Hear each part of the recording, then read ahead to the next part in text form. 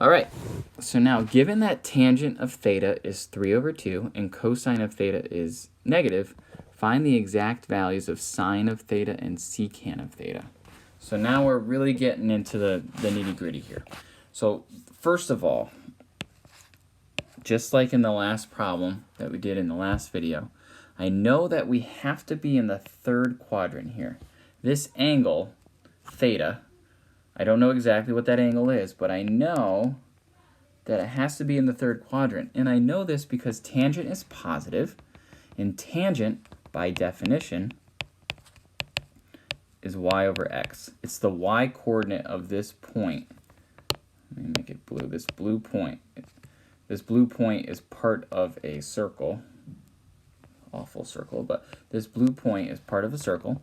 And this point on the circle is what tangent of theta, where theta is this angle that was made by this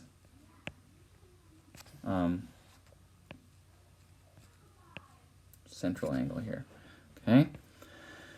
So if tangent is positive and cosine is negative, then I have to be in the third quadrant because the x-coordinate of this point is going to be negative, and the y-coordinate is also going to be negative, and the ratio of those two, negative over a negative over a negative, is going to be positive overall. Okay? So I know that since tangent of theta is y over x, perfect. I already know what my y-coordinate is and what my x-coordinate is. Okay? If tan of theta equals 3 over 2, then x is equal to 2, and y is equal to 3. Okay, so the point that we're talking about is the point, well, it's not exactly the point, but I do know that x is equal to 2, 3. Okay? Now, this is not necessarily a unit circle. Okay? And I just know that the reduced form, the reason I'm saying that, it might not actually be the point 2, 3, but I know that the reduced form of this ratio is 3 over 2. So I can start by saying that, okay, well then x is equal to 2 and y is equal to 3. So now when we find sine of theta, the definition of sine of theta is y over r. I need to find r first before I can find what the answer to sine of theta is, because I already know y. Y is 3. I just need to know what r is. But r, remember, is the square root of x squared plus y squared.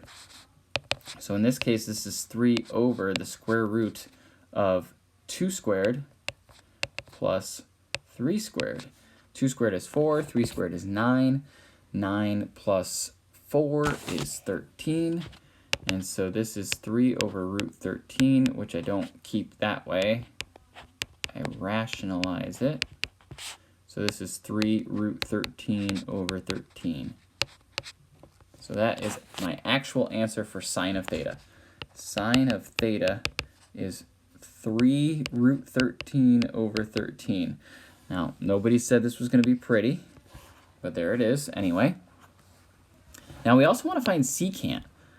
Now, secant, the way I remember secant, I remember that secant is 1 over cosine. And so, in this case, secant is r over x, because cosine is x over r. So I can use the same r value that I just found. I know that r is equal to the square root of 13.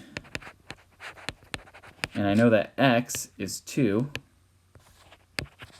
So secant of theta is equal to root 13 over 2. Okay? So once I've established what x, y, and r are, once I know these values, which in this case is 2, 3, and root 13, I can find any of the 6 trig functions if I know the definition. So in this problem, if they had asked me, well, what's cotangent of theta? Well, cotangent of theta, by definition, is x over y. And so that's going to be 3 over 2. Oh, sorry. It's going to be 2 over 3. And I could also find cosine of theta. Cosine of theta is x over r. So that's going to be 2 over root 13, which is 2 root 13 over 13. I could find any of the 6 trig functions once I know what x, y, and r are. And when I'm saying r, I mean r. Okay,